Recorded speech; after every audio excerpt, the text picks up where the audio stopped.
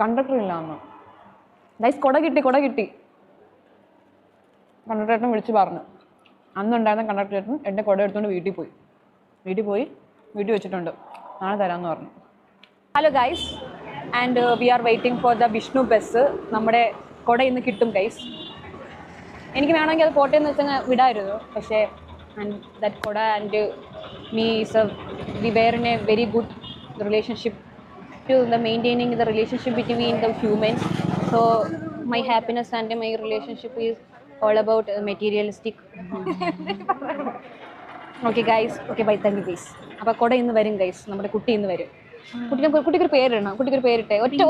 ഞാൻ പറഞ്ഞു മനസ്സിലായത് പിങ്കി കളർ പിങ്കി, അതാണ് നീ പറയുന്നത്. ഓക്കെ പിങ്കി നമുക്കിന്ന് കിട്ടും guys. Okay, so we are 2:15 Pinky വരുന്നത്. സോറി ബസ് വരും.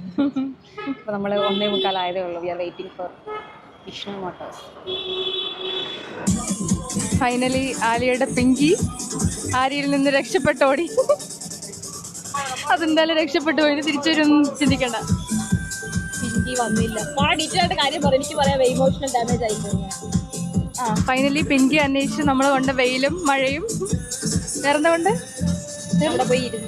അവിടെ ഇരുന്ന് വെറുതെ സമയം പോയതല്ലാണ്ട് ആലിയുടെ പിങ്കിയെ കണ്ടെത്താൻ നമുക്ക് സാധിച്ചില്ല. അവളിവിടെ